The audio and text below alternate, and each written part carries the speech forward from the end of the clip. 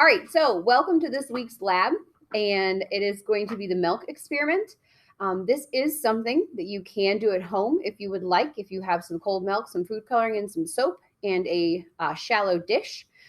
This is kind of a cool thing you can do. Or we are going to do this lab for you this week. And remember, the things that we are learning about are the standard apparatus, the Bunsen burner, and then different variables. So we're going to try to work this in as we go along with this lab. This worksheet is posted underneath this lab, but you do not have to print it if you don't want. But do remember, there will be 1 or 2 questions on tomorrow's or Friday's quiz over what we're doing here today.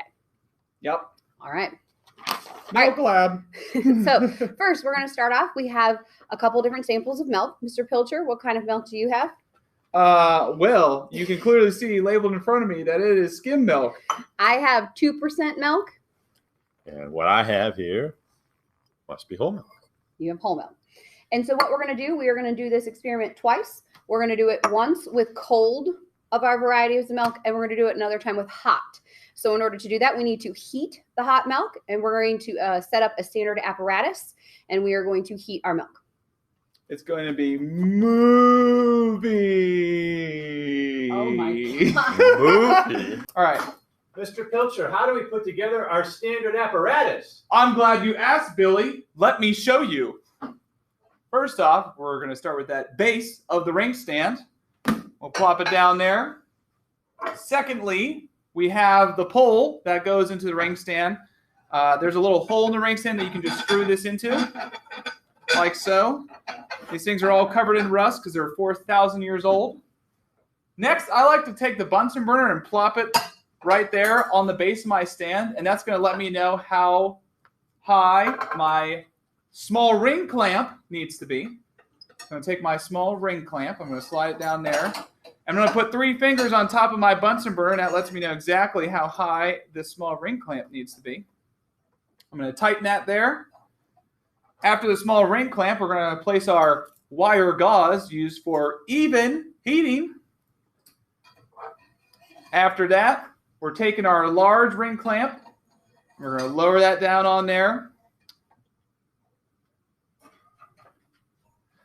Lastly, I'm going to take my beaker for my skim milk. I'm going to plop it onto my small ring stand, or my small ring clamp rather. And I want the large ring clamp to be going up about halfway through that beaker. That way it provides support and the beaker can't really go anywhere. Mr. Pilcher, how do you take a hot beaker off of your standard apparatus once you're done? Oh, I hadn't thought about that. Oh, wait. Yes, I did. With beaker tongs that aren't stuck to the utility clamp. It will be like this. Look at this, children. Look at this. Look at that wrist action. There we go. Now that we have our apparatus set up, now we have to light our Bunsen burner. But there's still one thing we got to do before we light our Bunsen burner, kids. 2 things, actually. First one is goggles. What's the second thing, Ms. Day? We always have our hair back and our goggles on whenever Bunsen burners are lit in our classroom. Yes, we do. Awesome. Now we're ready to get our Bunsen burner lit. Make sure you reach over, turn on the valve at the base of your station. Take your handy dandy spark igniter. And we can light our Bunsen burner. See how Ms. Bay is the A student. Ms. Pilcher a little slower there. Slow and steady wins the race, nerds. So now we have our Bunsen burners lit. What kind of flame do we have here, Johnny? Well, it looks orange to me, so I'm going to go with birthday candle. Do you agree, Jane? I do agree. And I know to make it not a birthday candle flame, we want to add oxygen.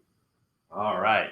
To add oxygen, hope you guys remember, you're going to grab that barrel at the top of your Bunsen burner, and we're going to turn it counterclockwise. All right, we want to open it up a little bit, get a little bit of oxygen in there.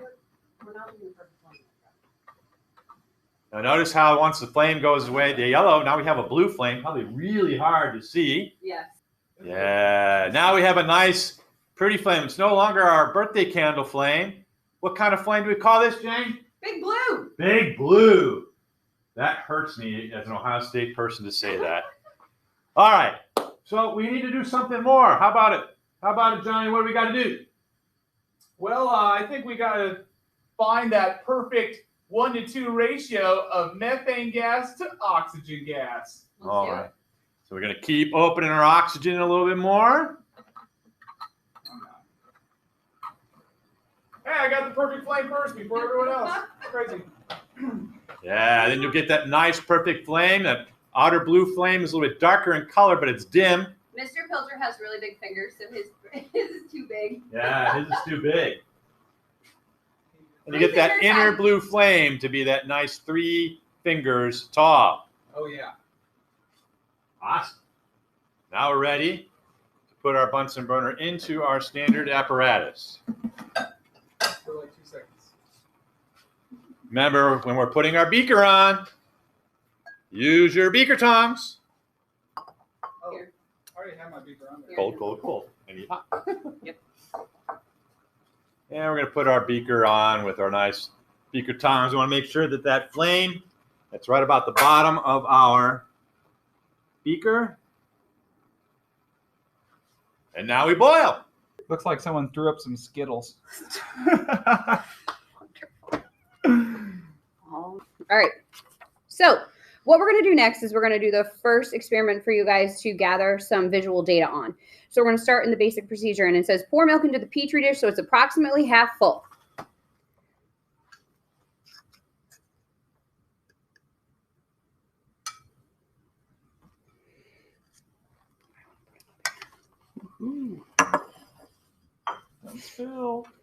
Okay. Then we're going to place a drop of food coloring of each of the colors in around kind of like the clock. So like at 12, 3, 6, and 9. Nice phrasing there. Thank you.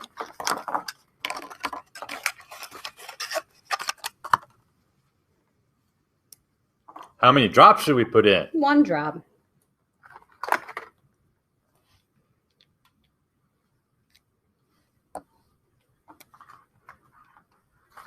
Now, be careful, kids. Remember, you want to keep your blue dot and your yellow dot separated from each other. You don't like blue and yellow I didn't next to each other. where you were going with that.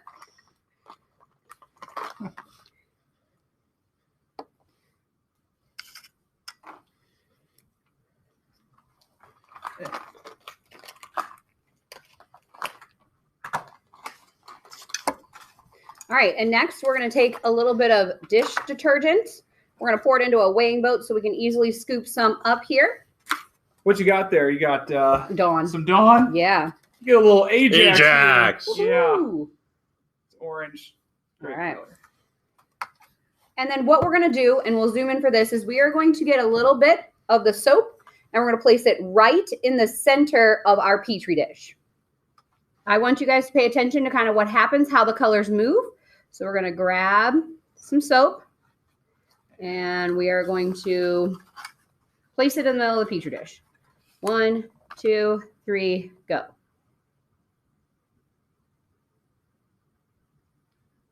Nice. I'm going to put some, oh, look, yours is just going. Oh, beautiful. Put a drop over there, maybe. A little drop over here. You get a big glob there. Oh, yeah. I wasn't second team All-State in coloring my junior year for nothing. Good stuff. Oh, yours is going nicely. Yeah.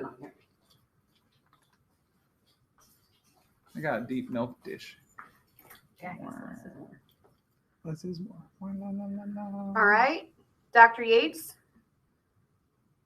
what type of milk did you have? I had the whole milk. This was the hot whole milk, cold whole milk. Yep. And then that's 2%. Is yours still moving over there, Mr. Pilcher?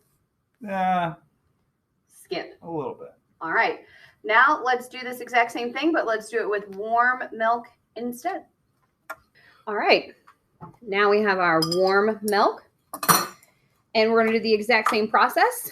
We are going to fill our Petri dish up halfway. Needs my bigger tongue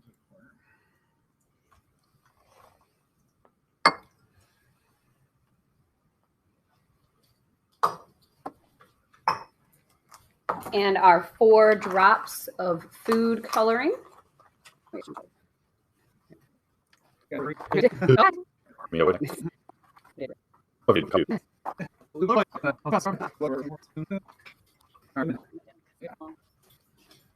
right, so we're going to do this again, thinking about what it looked like before, and now we're doing it with the same type of milk per person, but we're going to use hot milk instead. Ready? All right, here we go. 1, 2, 3, go. Oh, yeah. Woo, buddy. Beautiful. Whoosh. Nice. It's like a pinwheel. Oh, it's still going. There it is. Oh, that's nice to look at. Yeah, that's really pretty. Oh, mine's freaking out. Freaking out, huh? It is. I only put the original blob in there. Yeah, it's just still So I going. plop a blob up here. Boom. Yeah. Whoa, man. Far out, brother. Yeah. All right, so let's give it a little zoom here. Looks like your lab coat, Mr. Pilcher. It does. All right, Dr. Yates, again, you were whole milk, Whole milk. 2%, Skim. and skim. They all still seem to be going. All right, so now we're going to do our post-lab questions. Mm-hmm. Hey, how many milliliters of milk did you guys use? I don't know. All right, just a little bit. Are toothpicks different? I use a small toothpick. I got a huge toothpick. I got a tiny toothpick. Oh, but you guys, how fast were your colors moving? You know Fast. They went, how many seconds is fast? I don't know.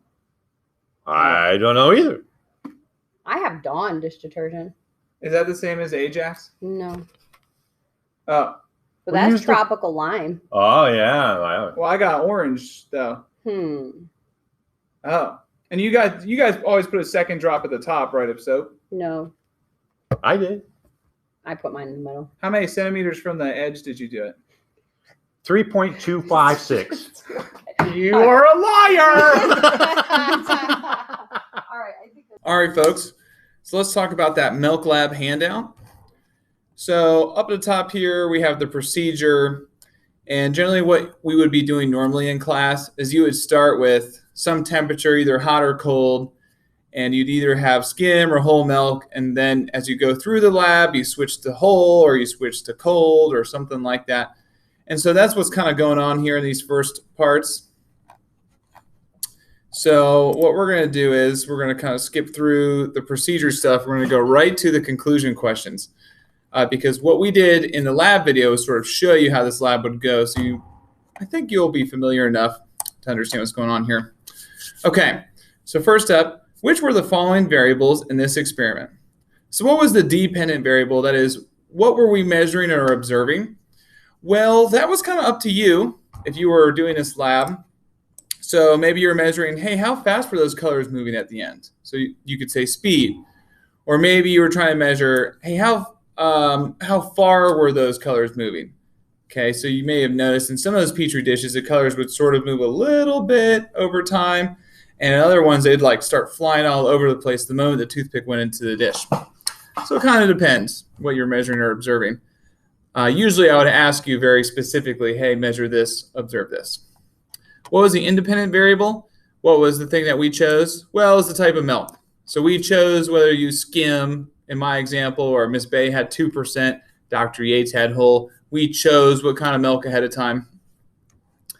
And then what variables were controlled or what things were kept constant throughout?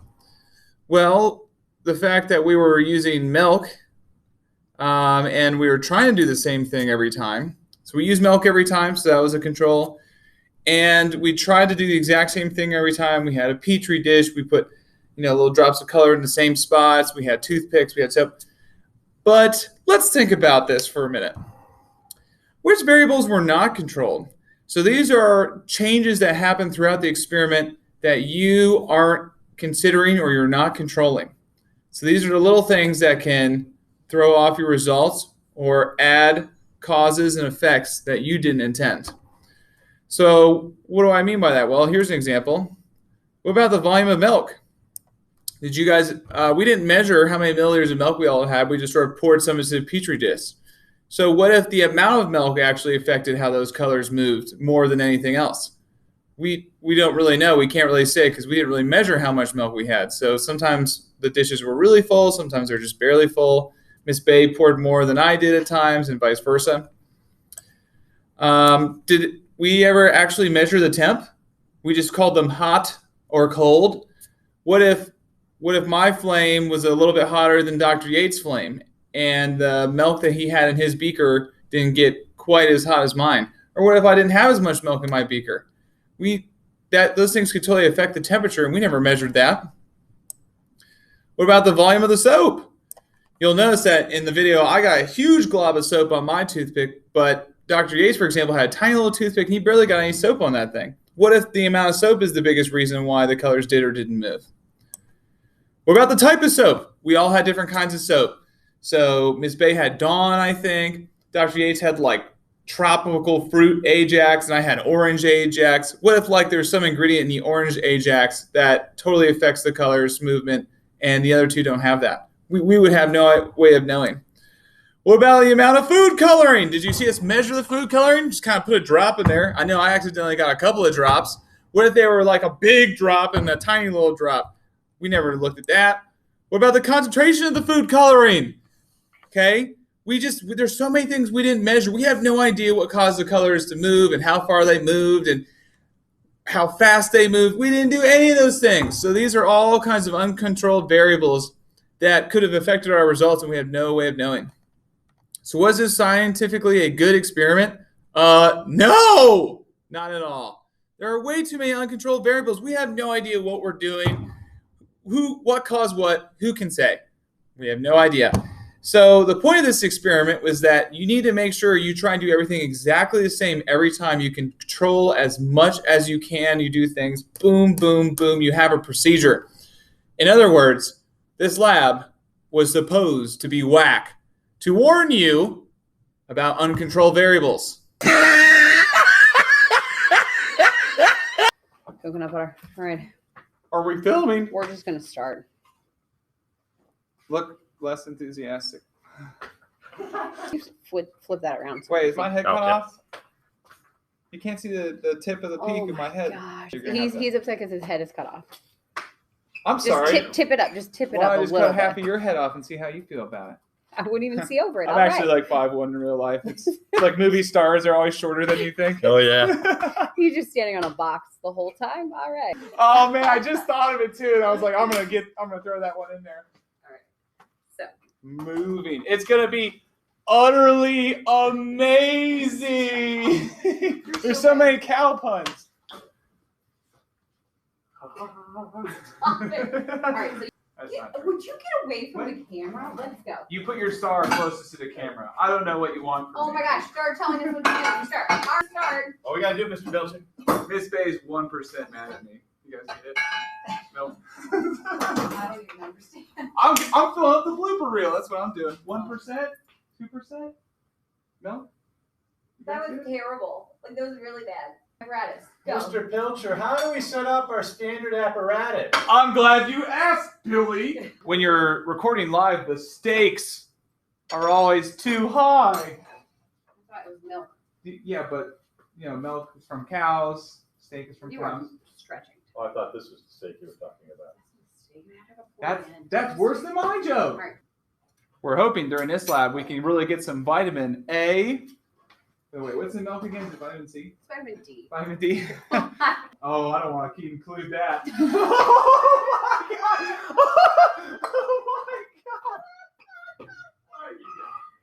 Oh my god! Oh, we can't include that in the bloopers. So what kind of flame do we call this, Mr. Pilcher? Well, it's orange, so I'm gonna go with big blue. What? I thought you said you were gonna remedy it. Oh, you're right. Remedy it. What do you mean? I thought you meant you were going to correct me that time. No. Okay. All right. One more time. Oh, working with amateurs. Oh, All right. my God. Okay. All right.